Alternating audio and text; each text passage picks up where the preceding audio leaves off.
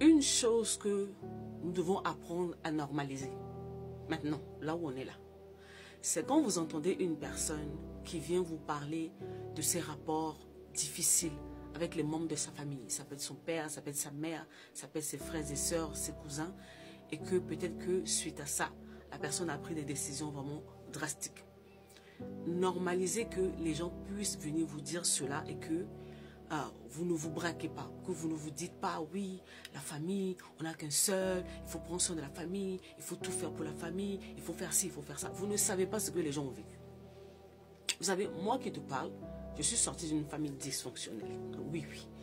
Et ça, c'est quelque chose de difficile déjà à accepter, à reconnaître dans notre communauté. Et c'est pratiquement ces 10 dernières années, j'ai entendu des histoires sur le terrain, en fait, en tant que thérapeute. J'ai entendu tellement des histoires, tu te dis, c'est pas possible. Quand tu penses que tu as atteint le summum, tu entends encore une histoire, tu te dis non. Et tout ça, c'est la famille. On parle du sang, on parle de la fratrie, on parle des enfants par moment qui sortent du même ventre. Mais il y a tellement d'animosité, il y a tellement de la mauvaise foi, il y a tellement au fait des coups bas que par moment, la vie de la personne est en danger et la personne au fait se doit de prendre des décisions. Parce que ce n'est pas parce qu'on est de la même famille, c'est pas parce qu'on porte le même sang que vous allez me détruire et je suis censé au fait fermer les yeux, vous regarder, vous applaudir, vous dire que ah oui parce que vous êtes de ma famille, donc ce n'est pas grave. Non. Donc normalisez par moment quand les jeunes ils viennent pour tenir ce genre de propos, pour dire que non, je me suis éloigné de ma famille, j'ai coupé les ponts avec telle personne de ma famille. Vous ne savez pas ce que les gens ont vécu. Vous n'avez aucune idée.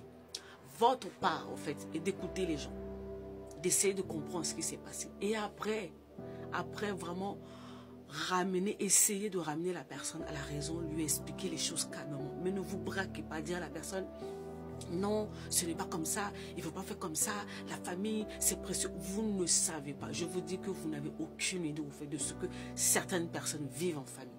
Quand je vous dis la famille, je ne suis pas en train de parler au fait de la famille lointaine. Non, non.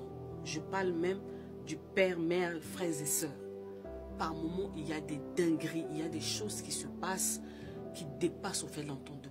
À un moment donné, la personne a supporté. La personne s'est vue détruire. À un moment, il se produit un déclic. La personne comprend que si je ne bouge pas, si je ne fais pas quelque chose, je vais y laisser ma peau. Je vais y laisser ma peau. Déjà, c'est difficile pour une personne. Vous pensez au fait que quand les gens ils viennent vous parler pour vous dire que non, j'ai coupé les ponts, j'ai fait ceci, j'ai fait cela au fait avec ma famille. Vous pensez que par moment, c'est de bon cœur? Non, par moment, c'est avec beaucoup de douleur. Parce que personne n'aime être, entre guillemets, séparé de sa famille.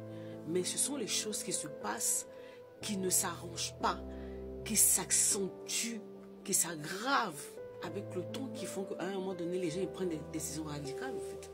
Donc, normaliser ce discours par moment.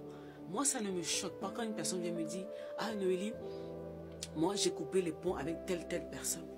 Je dis, ok, tu dois avoir tes raisons. Les gens doivent avoir leurs raisons et vous devez de les écouter.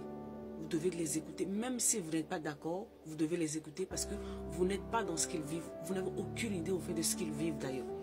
Ou de ce qu'ils ont vécu. D'accord? C'est important. Normalisons cela. Normalisons. On peut ne pas être d'accord. Mais on se doit d'écouter le point de vue de la personne et de le respecter. C'est vraiment très important.